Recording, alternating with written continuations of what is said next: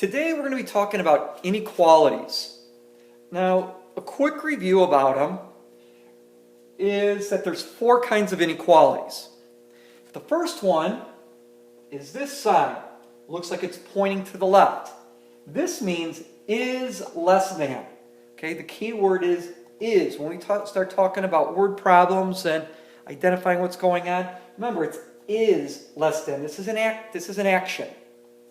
If there's a line under it, it means is less than or equal to. Right?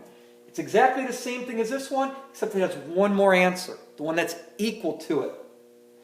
The next one is it is greater than. This one is pointing to the right. And the last one is greater than or equal to.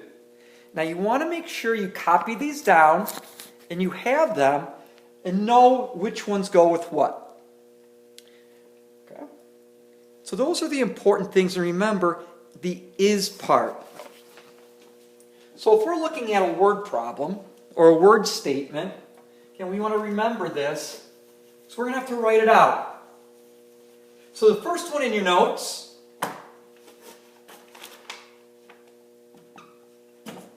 we have 5 less than x,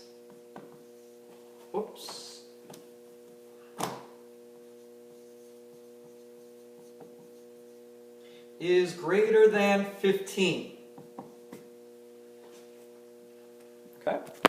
5 less than x is greater than 15.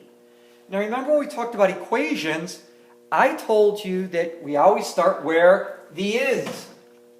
That's our action. So even though we see less than, that is not our inequality. The inequality starts where there is an is. So is greater than will be that symbol.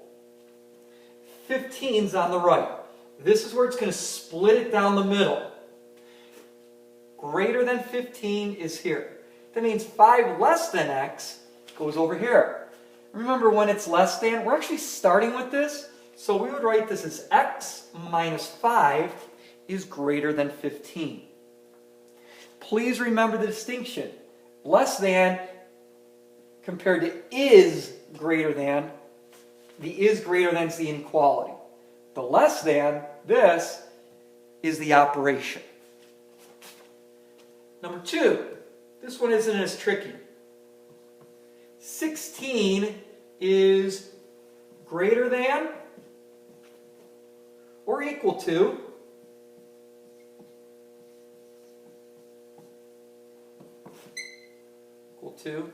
the product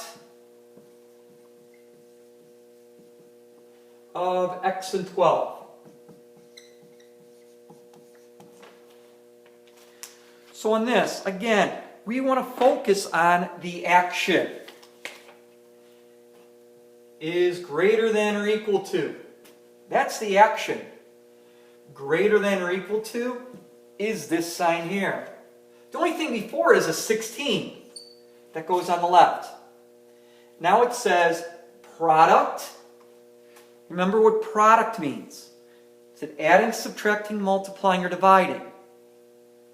Product is multiplying. X and 12. So 12 times x. That's how we would rewrite our word problem, our word statement. Again, I'm identifying where the action is. That is greater than or equal to. And then put the things on the other side, left or right. So those are kind of the basics. Thinking about how the words apply to the inequalities or comparatively to an operation, you want to think about that. Now when we have inequalities, we always talk about graphing. The reason why we graph it is it's an easy way for mathematicians to show their answers. It's a picture. Again, we like to see pictures rather than reading numbers all the time. Now, there's a little trick to this. The first thing we want to think about is there's 2 things we want to worry about. If these graphs have an open or closed circle to represent them, and which way do we shade? we shade left or should we shade right on a number line? So if we have this expression, x greater than 10, and we want to graph this on a number line. All right. We have all our little guides here. And remember, number lines go on forever. So I'm going to put my 10 right there, which means that's 11, that's 12, that's 9, that's 8, and so forth. Now in this case, can x equal 10? Does it say equal to 10? It does not. It just says greater than 10. So if it's greater than, we don't want to account for the number 10.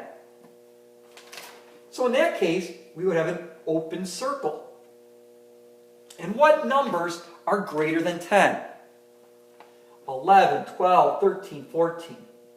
So we would shade our number line, everything going to the right. And that would make this statement true. 11 is greater than 10, 12 is greater than 10, 2,463 is greater than 10.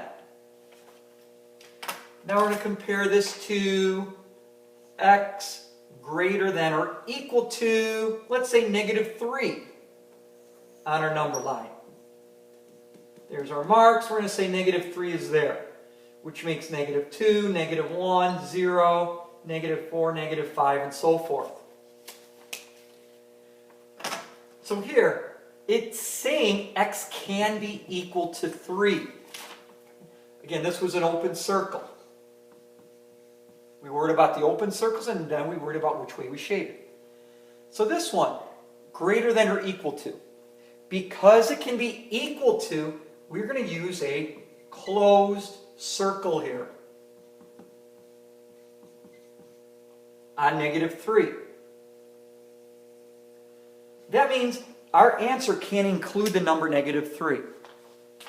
We now, numbers greater than -3, just like they were here, they go to the right. So all numbers going to the right. So our third option is, let's say we have x less than -1.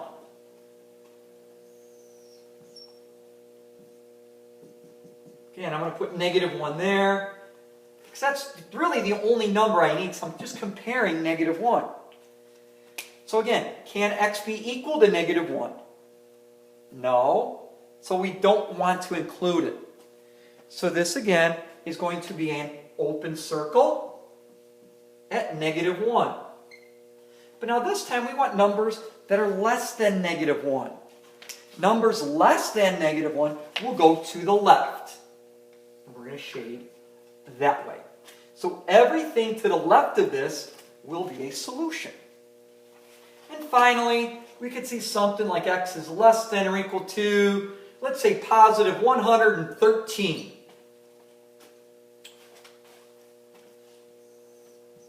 Really doesn't change anything, this big number. We just know that -113 is somewhere on the number line. Now, if it's less than or equal to, if it can be equal to, it's a closed circle. So we're going to start with a closed circle, and numbers that are less than 113 are going to the left. So as you can see, greater than is an open circle going to the right. Greater than or equal to, closed circle and going to the right. Less than, open circle going to the left. Less than or equal to, closed circle going to the left. Okay. So now on your notes, I'm kind of flip ahead. I'm going to skip part 3. And I want you to look at